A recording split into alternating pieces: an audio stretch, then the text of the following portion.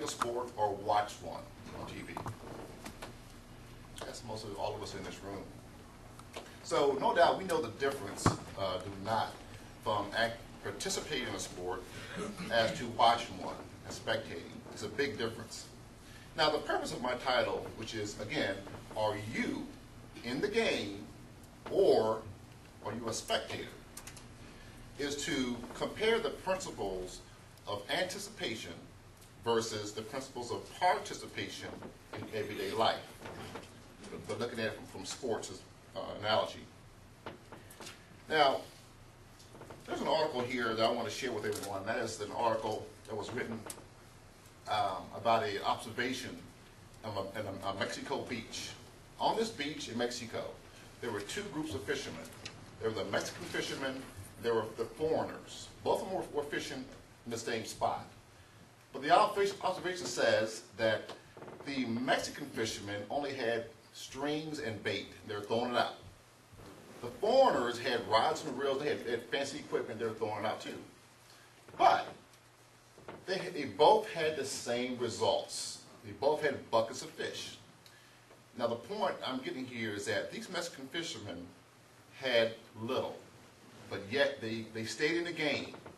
They didn't wait for their circumstances to become perfect before they got into the game. And they had the same results as these foreigners that were right next to them. So that's a good example for us in our lives. Now, if you are a player of sports, do you feel that you are more of a player in life? Do you get involved? Or do you sit back in life and observe, as spectators do?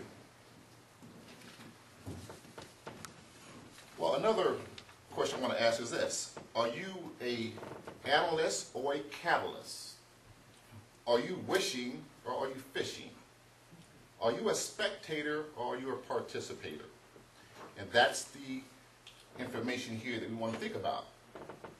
Now, some of the reasons why we perhaps are just spectators and not participators is the fears. Now, there's a whole bunch of fears that I'm going to talk about tonight, just briefly. One is fear of what can happen, fear of what might not happen, fear of what others will say, and fear of what others, or you may not know, that can happen, or even a fear of success, fear of failure. All these things keep us in the anticipatory mode rather than the participatory mode. Now, so the principle here that we want to keep in mind is that we need to stay as much as possible in the mode of participation. Yes, get in the game. We need to start playing. Face the fears and start moving ahead. And you'll be very surprised that some of the fears that you were worried about never even existed. You won't know what's through the door until you open it yourself. The Mexican fishermen found it out. They got into the game. So, if you're stuck in that anticipatory mode, spend some time with yourself and discover that what fear you are hoping to avoid might be holding you back. Focus on your big why, and for doing what you want, and be clear of the results that you want. Go for the fish. Get involved. Get your feet wet. Throw in your line and get creative. There are plenty of opportunities out there for all of us.